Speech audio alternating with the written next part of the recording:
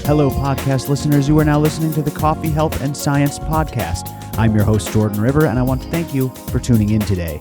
Before we begin, as always, I urge you to share the show, spread the Coffee, Health, and Science podcast, tell a friend, share a link, make sure you're subscribed so you catch every episode when it drops, and give us a good rating and review, would you? It helps us out. Thank you very much. Today, it's you and me for another one-on-one exploration, a bit of coffee history. But today's episode is unlike any other that we've done in the past. We're taking a look at a recent event, an event in recent coffee history, an event that is likely to reoccur if we don't move very carefully into the future. I'm talking about the coffee crisis of 2001, a time when coffee prices dropped so low that the entire industry was threatened. And this is a very important tale to understand, as not only does it teach us about things like sustainability and fair labor and the operation of the international free market, but it's super important to learn about this event because it's likely to happen again in some way, shape, or form, especially if we don't take action to prevent it. So a very interesting exploration that I have planned for you today. And let's begin today's episode all about historical coffee prices, coffee trading, and most importantly, the coffee crisis of 2001. The first thing that's crucial to understand is the history of coffee prices. Coffee itself has an average value that is assigned to the market.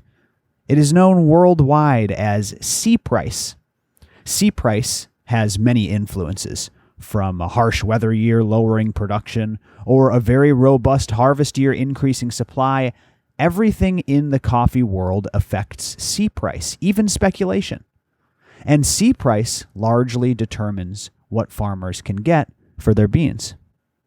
Quote, "The C price is affected by many factors, including speculation. It sets the base price for negotiations with farmers.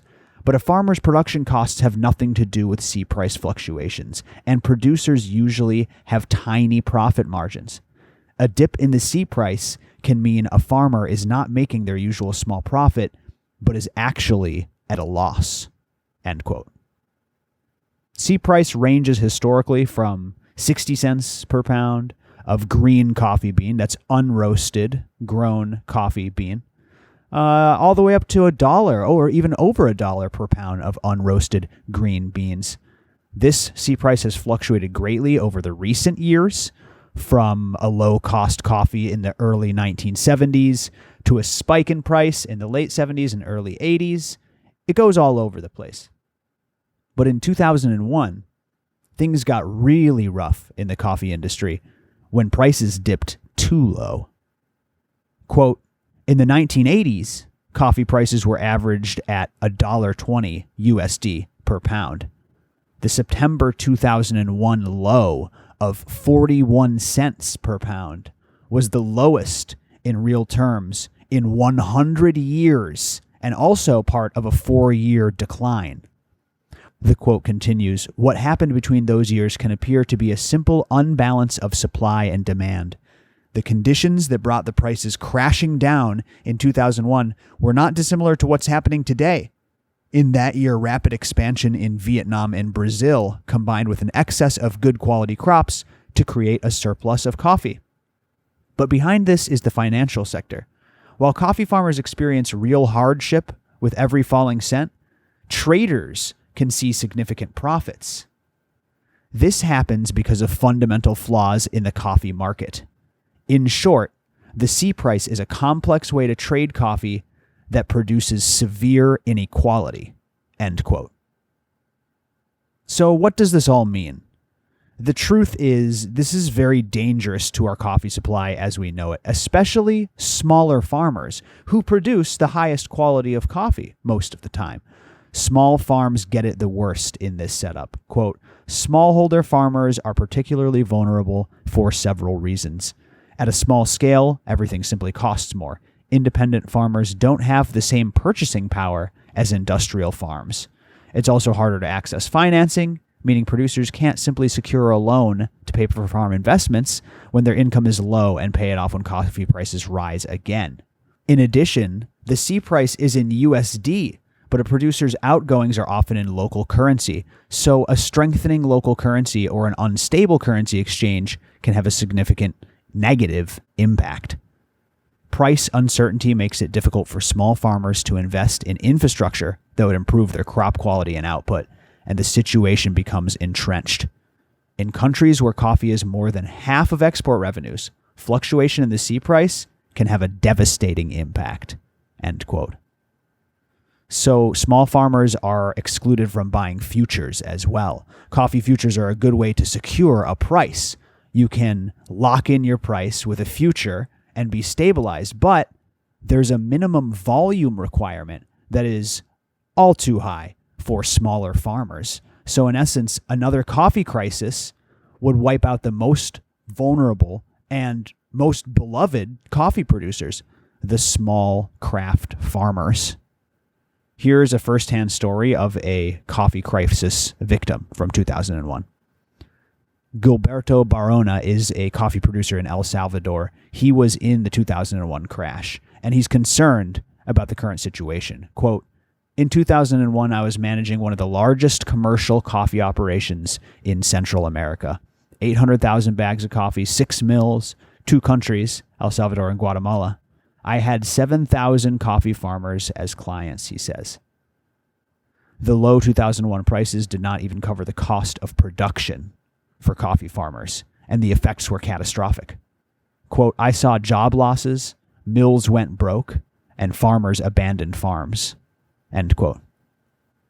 So this is a whole coffee supply chain and a price point that's being set by everything except for the cost of production.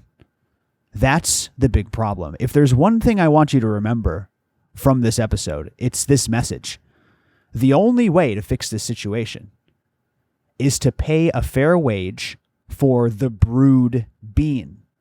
Because right now, all the fluctuation lies with the farmers, which makes for a great stable coffee cup price, but we're taking all the risk and putting it on the supply chain itself, and we risk the whole thing collapsing and the supply chain failing.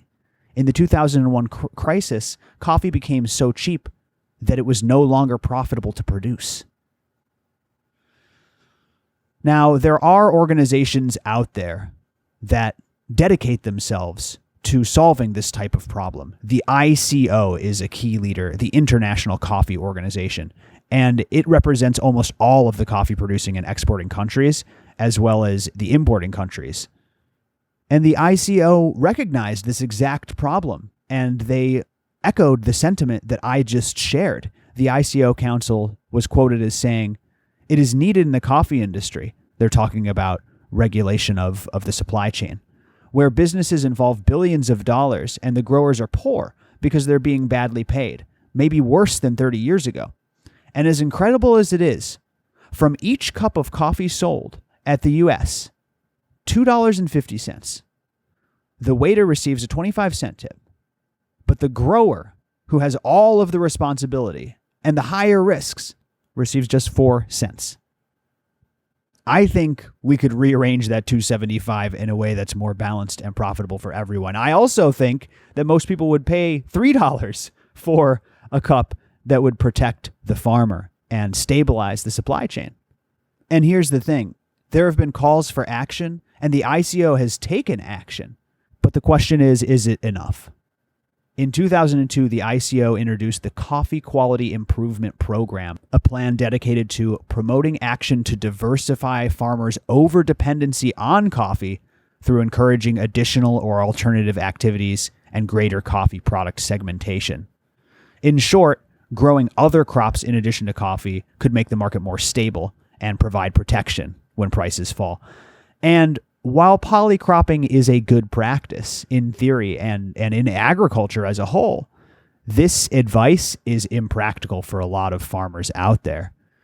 Coffee takes 5 years to produce fruit. It's a very finicky and specific crop.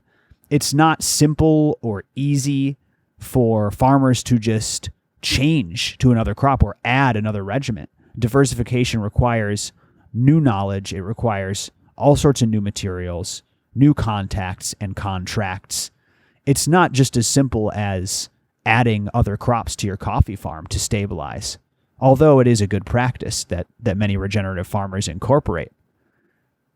Gilberto Barona argues that the situation today is even worse than in 2001. Quote, in the case of El Salvador, where most of the farmers' crops are delivered as cherries to mills, the price that they are receiving is 47 cents per pound. Just the picking of the coffee is 45 cents. So if C price drops to US 90 cents, coffee will not be picked from the farms. There will be no coffee crop, no work. Farmers need to pay creditors. Farms will be abandoned completely, end quote. And I've heard of this. When there is not enough money to pay the workers to pick it, the crop can rot on the vine. Gilberto Barona highlights that 50 cents in the U.S. in 2001 had more purchasing power than $1 in 2019. Quote, in 2001, a Big Mac costs $2.52. In 2018, it's more than doubled to $5.50. In 2018, the ICO held another rallying call, the effects of which are still rippling today. Coffee producers and processors and CEOs are all coming together to work out these flaws in the supply chain and make things as stable as they can for everybody. But the message we need to hear as coffee consumers is one of education and equity. The best thing you can do as an educated coffee consumer is to support coffee brands that support farmers and holds the best interest of everyone in mind. Every member of the coffee supply chain, and ideally the planet as well. That's why I fell in love with Purity Coffee. I've been to the biodiverse polycropped farms down in South America. I've seen how Purity works with these farmers, how they've improved their operations and their livelihoods. You can genuinely know that by supporting a brand like Purity, you're supporting a fair coffee supply chain. So I guess it's about transparency and education and paying a fair price for your cup of coffee. And that's not to say there's not any room for mass-produced break room coffee. All I'm suggesting is that the consumer should pay a price, a dollar amount, that is equal to the quality of the coffee within their coffee cup. And that perhaps we can dedicate a little more than 4 cents out of that price to go to the farmer who risked everything to produce it. Otherwise, we might wake up with no harvest of coffee to drink at all. Choose wisely, dear listener, and remember to vote with your dollar.